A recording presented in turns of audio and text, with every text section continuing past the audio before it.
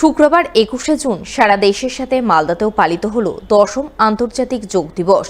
আর এই যোগ দিবসেই মালদায় যোগচর্চায় অংশ নিলেন কেন্দ্রীয় শিক্ষা প্রতিমন্ত্রী সুকান্ত মজুমদার। তাই শুক্রবার সাত সকালেই কেন্দ্রীয় শিক্ষা প্রতিমন্ত্রী পদাতিক এক্সপ্রেস ট্রেন ধরে মালদায় পৌঁছান। মালদা টাউন স্টেশনে তিনি ট্রেন থেকে নামা মাত্রই তাকে উষ্ণ অভ্যর্থনা জানান জেলা বিজেপি নেতৃত্ব। অভ্যর্থনা জ্ঞাপন পর্ব শেষ হতেই কেন্দ্রীয় শিক্ষা প্রতিমন্ত্রী সুকান্ত মজুমদার গাড়িতে চেপে সোজা পুরাতন মালদার নারায়ণপুরে অবস্থিত Gani Khan Chowdhury engineering and technology কলেজে পৌঁছান। সেখানে প্রথমে তাকে কলেজ কর্তৃপক্ষ উষ্ণ অভিনন্দন জানান। এরপর তিনি কলেজের উদ্যোগে আয়োজিত যোগচর্চা শিবিরে অংশগ্রহণ করেন, সকলের সঙ্গে যোগাভ্যাস করেন, সুস্থ ও নীরব থাকতে সকলকে যোগচর্চায় উৎসাহিত করেন।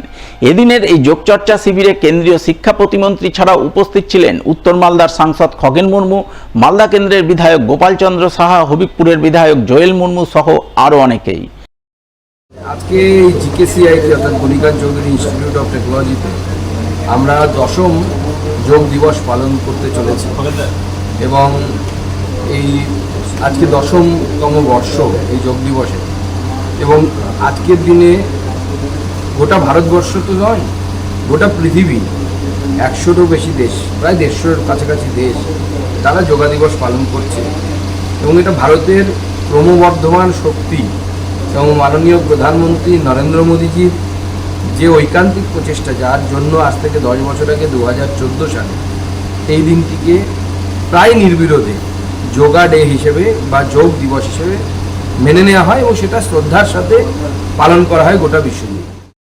গত কয়েক বছরের মতো এবারও আন্তর্জাতিক যোগ দিবস পালনের ছবি নজরে আসে মালদা শহরের বৃন্দাবনী ময়দানে। পতঞ্জলি যোগপীঠের উদ্যোগে যোগ দিবস পালন করা হয়। এই উপলক্ষে যোগচর্চা শিবিরের আয়োজন চোখে পড়ে।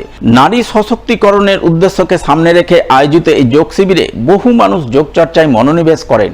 সকলের সঙ্গে যোগচর্চায় সামিল হন ইংরেজবাজার পৌরসভার চেয়ারম্যান কৃষ্ণেন্দু চৌধুরী, কাউন্সিলর কাকুলি কর্মকার, শিক্ষাবিদ শক্তিপদ পাত্র সহ আরও অনেকেই। আমরা বৃন্দাবনী মাঠে এসে সকলে জমায়েত হয়েছি। আমরা এই প্রতিদিনই এখানে আসি, কিন্তু আজকে বিশেষভাবে এখানে অনুষ্ঠান করা হয়েছে মানুষ যাতে সুস্থ সবল থাকে, সমস্ত রোগ ডিপ্রেশন যাতে মানুষের মধ্যে থেকে চলে যায়, সেই ভাবেই আমরা আজকে মানুষের মধ্যে বার্তা দিলাম যাতে প্রতিদিন যোগ করে, যাতে সুস্থ থাকে। এইভাবেই যেন মানুষ আমাদের পাশে আসে বৃন্দাবনী মাঠে। আমরা ওই জন্য ফ্রি যোগাসূত্র একটা দিয়ে একটা শিবির চালু করেছি। মানুষকে বার্তা দিলাম যাতে মানুষ সুস্থ হওয়ার জন্য এখানে অবশ্যই আসে। সারা পৃথিবীর মানুষ ভারতবর্ষের এই সংস্কৃতিকে তারা ফলো করছে। যুগ যুগান্তর থেকে আমরা যদি দেখি তো দেখবো অনেক মনে ঋষি বিনা রোগে ধ্যান করে, প্রাণায়াম করে তার শরীর স্বাস্থ্য মনকে ঠিক রেখেছে। আমাদের এই জীবনে অনেক রকম পরিস্থিতির সামনা করতে হয়, অনেক দুশ্চিন্তা কাটাতে হয়, কিন্তু যদি মন আর শরীরকে যদি কেউ কন্ট্রোল করতে পারে সে পরমাত্মার মধ্যে যেতে পারে। আমরা বলবো সবাইকে আসুন নিজের শরীর মনকে ঠিক করলে নিয়মিত যোগ করুন, প্রাণায়াম করুন। 10ম বর্ষের আন্তর্জাতিক যোগ দিবস পালিত হয় মালদা কলেজেও। দিনটি উপলক্ষে মালদা কলেজের এনসিসি এবং এনএসএস ইউনিটের পক্ষ থেকে এক যোগ শিবির আয়োজন করা হয়। মালদা কলেজ ময়দানে আয়োজিত এই যোগ শিবিরে ছাত্রছাত্রী, শিক্ষক শিক্ষিকা সহ বহু সাধারণ মানুষ যোগ চর্চায় অংশগ্রহণ করেন, সুস্থ ও নীরব থাকতে যোগচর্চার গুরুত্ব তুলে ধরেন।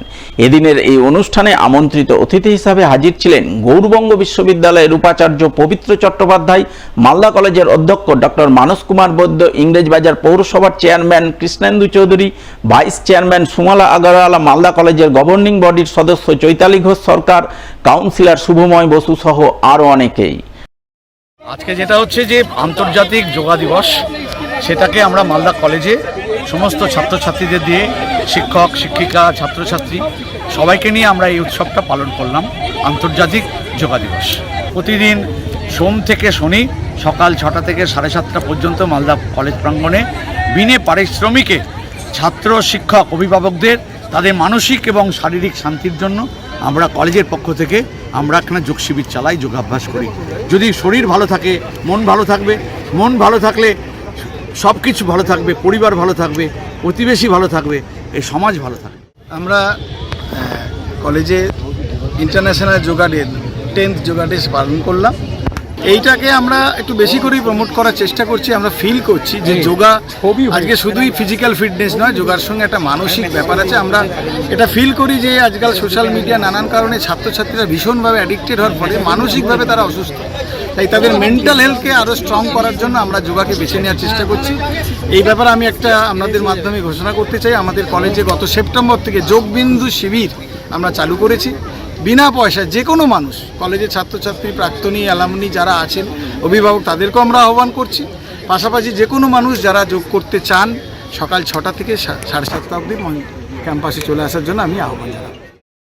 শুক্রবার আন্তর্জাতিক যোগ দিবস পালনের ছবি নজরে আসে মালদা এয়ারপোর্ট ময়দানেও।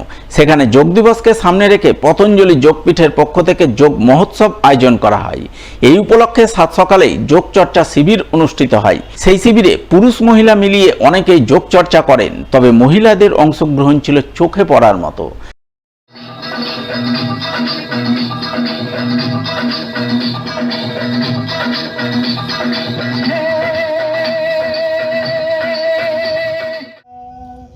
चक्षुरुन्मिलितं येन तस्मै श्री गुरुवे नमः। গাজলেও আন্তর্জাতিক যোগ দিবস পালনের ছবি নজরে আসে। গাজল নির্মল যোগ সংঘের পক্ষ থেকে গত কয়েক বছরের মতো এবারও যোগ চর্চা শিবির আয়োজন করা হয়। সেই শিবিরে বিভিন্ন বয়সীরা যোগ চর্চা করেন। সুস্থ থাকতে যোগ চর্চার প্রয়োজনীয়তার কথা তুলে ধরেন যোগ প্রশিক্ষক নির্মল সরকার।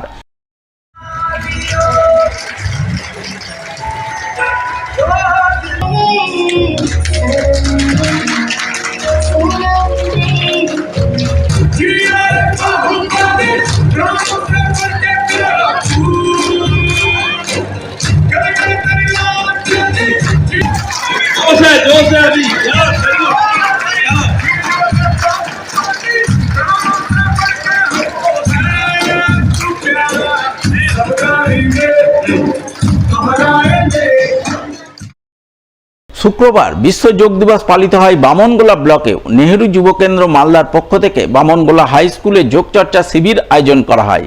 শিবিরে ছাত্রছাত্রী সহ শিক্ষক শিক্ষিকারা যোগ চর্চায় মনোনিবেশ করেন। ডান পাতুল হ্যাঁ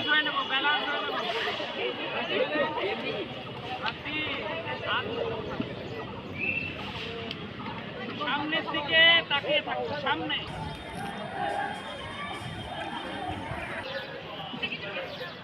শুক্রবার মালদায় এসে নিট এবং নেট পরীক্ষায় দুর্নীতি ইস্যুতে মুখ খুললেন কেন্দ্রীয় শিক্ষা প্রতিমন্ত্রী তথা বিজেপির রাজ্য সভাপতি সুকান্ত মজুমদার। তিনি এই ইস্যুতে কি বললেন শুনুন তার মুখ থেকেই। সরকার কেন্দ্র সরকারের মধ্যে দুর্নীতি যেটা বলছেন আপনারা, তার মধ্যে মূলগত পার্থক্য আছে। আমাদের রাজ্য সরকারের যে দুর্নীতি হয়েছে সেখানে অভিযোগ সরকারের নিট বা নেট যেটা আমরা ক্যান্সেল করলাম, ইউজিসি নেট এখন যেটা ক্যান্সেল করলাম, আমাদের বিরোধীরা কিন্তু কোনো কেউ অভিযোগ করে না। আমাদের সরকারই খুঁজে বের করেছে ডার্ক ওয়েবে কোশ্চেন বিক্রি হচ্ছে। আমাদের সরকার চাইলে চুপচাপ চেপে যেতে পারে, কিন্তু আমাদের সরকারই যখন জানতে পেরেছে ডার্ক ওয়েবে কোশ্চেন বিক্রি হচ্ছে, সঙ্গে সঙ্গে সেই পরীক্ষা ক্যান্সেল করা হয়েছে। ক্যান্সেল করে সঙ্গে সঙ্গে সিবিআই তদন্ত দেওয়া হয়েছে।